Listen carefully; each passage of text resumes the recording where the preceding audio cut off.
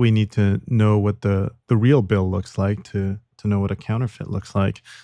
And we live in a day and age now where those lines are getting a little bit more blurred than Mm. perhaps in the past, where now people are asking, okay, well, is the prosperity gospel the real gospel? Is the hyper grace movement the real gospel? There's, of course, Andy Stanley is it still the real gospel if we've unhitched from the Old Testament? There's liberal ideology creeping into the church, the emergent movement. This episode is brought to you by our Revo Report Patreon.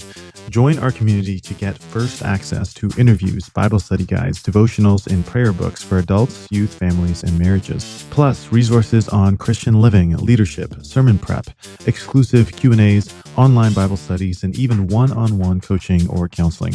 Visit patreon.com/VinceRevo and grow in faith and truth with us. There's Hebrew Roots movement, which is on the other side of license, right? Ultra-legalism.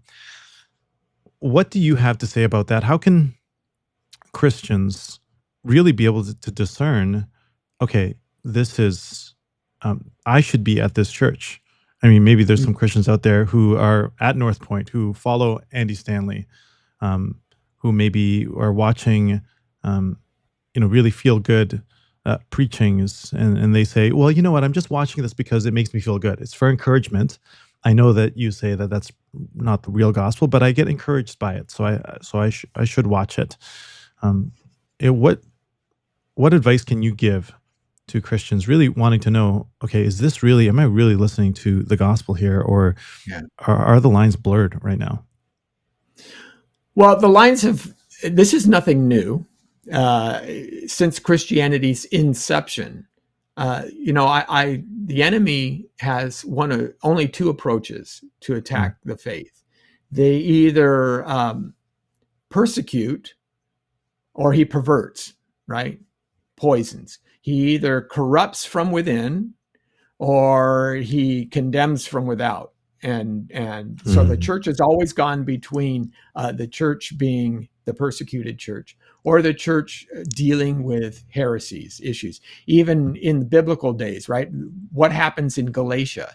Why does Paul write the book of Galatians? Because there have Jews coming in who are trying to say, no, you can't be a Christian until you're Jewish, and you have to follow the Jewish laws.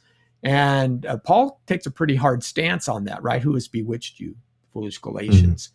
So this has always been the case, and it is important for us to be vigilant on these things. Couple of things. First of all, one of the issues that we have modern day is, you say, feelings-driven understanding. And I get that. We're living in an era of, deep fakes, AI, and everybody is what I call Pinterest perfect, right? We do this as Christians. You have the coffee cup and the Bible open with the pin right on top and the journal. Morning devotions. Perfectly framed. Hashtag blessed, right? Now, everybody, it's a funny world because especially the young generation, they all understand that that's just inside the frame, right? You don't see the unmade bed and the kid with the full diaper off the corner, laundry stacked up. You don't see any of that outside the frame, but we just would look at. However, they do use that as a yardstick as to what their life should look like. So it's almost like I can be lied to in any visual medium. I can be lied to in any written medium. What can't lie to me is the fact that I feel the way I feel. So we have elevated feelings to a truth claim almost, which is completely wrong because feelings aren't necessarily true. I mean, it's true that you feel those things, but they're not necessarily giving you an accurate picture of reality. So for example, talk to any 12-year-old girl who's gotten her first crush, right? Who's practiced 30 times writing Mrs. Jane Smith because she likes, Doug Smith across the hall, right? And your mom would come in and she'd tell your sister, honey, no, you can't go see this boy. You're not old enough. You don't know, Mom. He loves me. Or maybe he doesn't pay her any attention. I'm so broken. He's out with Marcia, not me, and I can't believe it. I'm just devastated, honey. It's not a big deal.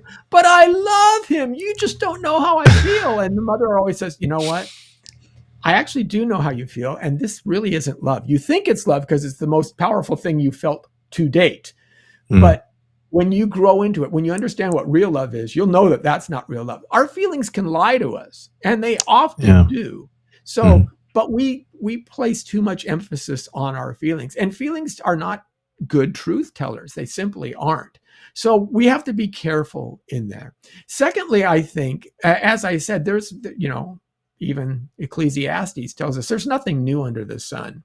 And when you look at the history of the church, most every issue that we're talking about and that we'll run into has been dealt with at some point in church history. So take Andy Stanley in the Old Testament. Well, there was a guy in the 2nd century called Marcion who was very kind of anti-Jewish. He thought that the God of the Old Testament was this mean, vindictive, kind of, cruel guy, fire and brimstone, and all this things, right? Slaughtering the Canaanites. Anyway, Marcion did not he liked Paul. He said that I like some of Paul's letters and things, but he did not like the Old Testament God, and he would reject most of the Old Testament as scripture. So here's the Marcion heresy happening in the AD 160s, 170s. And the church had already answered that. Paul, like I said, had already answered the issue with Galatians even before that. We've got issues even in Romans where that same point is being brought up over and over again. But Christians, for some reason today, evangelicals think that Christianity really only started at the Jesus movement. And prior to that, we don't really have to worry about much of our history.